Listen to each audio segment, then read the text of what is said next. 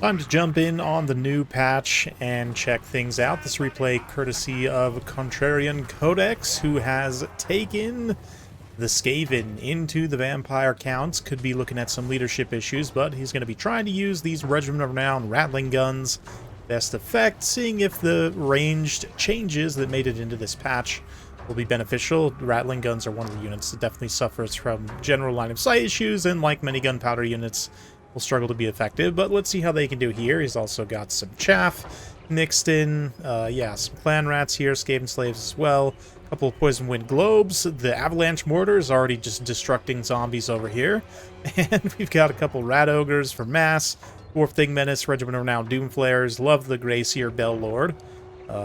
Great choice in general. He's got the Bound Scorch, I believe, from the Bell. Howling Warp Gale, dreaded 13th spell, Warp Storm Scroll. Interesting choice as well. Morse Guitar's Hellion for more single entity power. As for the vampire counts, we've got some dread columns of zombies, Konigstein Stalkers, and Blood Knights with lances out on the flank there. Some Vargeist up in the sky. Manfred von Karstein leading the way. Feasters of the Dusk. And we've got some Varix Reavers over here with more Vargeist. So quite a bit of spend on that mobility. Let's see how they can do. Right now, the chaff is getting absolutely blasted by avalanche mortars, which is going to be just fine. It's a painful volley as well, landing on the Feasters in the Dusk, although Fate of Yuna being used here to just delete a unit of Globadiers. That will fully rout them. Howling Warp Gale also gets popped, and the Rattling Guns are able to unload on Manfred. Get some nice value right out the gates here on a very expensive Lord. Yeah, you can see just a couple of volleys, and they're basically 1,000 damage value already, so they are proving to be quite effective so far, but let's see. Right now, the zombies, skeletons advancing, having just taken massive amounts of damage, but so far the power units haven't taken too much damage, besides Manfred himself, who is now kind of forced to stay away from this engagement due to the damage taken there, but Fellbats land on the Teeth Breakers. We've also got the cavalry moving in. Devils of Schwarzhofen supporting Blood Knights. They're going to charge on through, beat up these Rat Ogres, send the Chaff Infantry running to the hills. Wolf Rats move in with some poison, try and slow the advance here a little bit. And they are sort of delaying somewhat, but, ooh, man, more Avalanche Mortars just wrecking Feasters in the Dusk there, and Manfred having some consistent issues with that suppression, speed debuff, now being locked in place once more from the Howling Warp Gale. But the Devils of Schwarzhofen have come. They're going to land on the Regiment of Renown Rattling Guns. Start to deal some massive armor-piercing damage. Bell Lord comes to try and save the day. Put in a little bit of support here. Morse Guitar's Hellion also fighting nicely. Blood Knights over on the far side, just running from some chaff, while Varix Reavers kind of clean up here. Rat Ogres trading decently there against Vargeist, but now going to get rear charged themselves. Take a big hit there. Probably will rout. We'll see. Looks like the Dwarf Thing Menace put up a pretty good fight, running back in to try and stabilize that situation as well. So lots of fighting all across the field here. Unholy Lodestone Corpse Cart just trundling forward, trying to get in a position to passively heal Manfred, but right now he's kind of stuck to these Wolf Rats. Morse Guitar's Hellion gets a few attacks in here with that Zap contact effect, just delaying Manfred from being able to heal himself with Invocation of Nehek here. Ooh, a devastating Howling Warp Gale freezes him in place.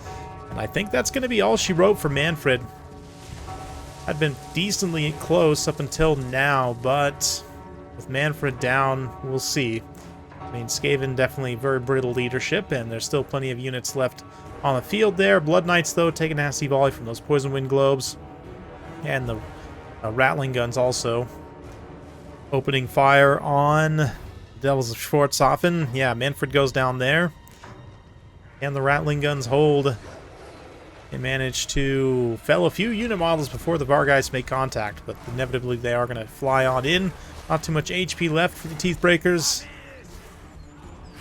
So the Vargeist, despite the damage they've taken, can just finish the job here. More Vargeist trying to finish the job elsewhere. But Morse Guitar's Hellion now moves to the Corpse Cart here. Try and take out that Vigor and melee stat support. A lot of zombies left, but yeah, balance power showing somewhat in the Skaven's favor at this point, as there are some cavalry here left as well, some elite cavalry, and granted, cycle charging elite cavalry around the corpse cart could be pretty good, but right now they're kind of both in no man's land fighting other things. They definitely need to be like fighting right around the corpse cart, getting that extra stats. They can take out more Skatar's Hellion, Blood Knights with Lances in particular with their anti-large bonus. Be really nice to have in this situation, but instead they're out here just cycle charging like Skaven slaves and stuff. I guess trying to chase off maybe Dwarf Thing Menace, hard to say. But Varix Reavers nonetheless come relatively close. Get the best charge on those clan rats there. Yeah, I don't know if they had an actual charge order, but going to get a much better charge in the opposite direction on these clan rats. So some quick hits and runs by the Varix Reavers. They get out of range of the Grace here, but the whole time Morskatar's Hellion has been able to just pound away at this corpse cart. The other corpse cart here, another Unholy Lodestone, gets caught out in the open by the wolf rats. So honestly, with the two corpse carts going down, I don't think Vampire Counts have any way to win this. Maybe had they been able to get their cavalry in range and kind of fight on top of the corpse cart. Hard to say. There's still a lot of stuff for the Skaven, but Dreaded 13th spell summons up some halberds, but they don't even see combat because the battle is over.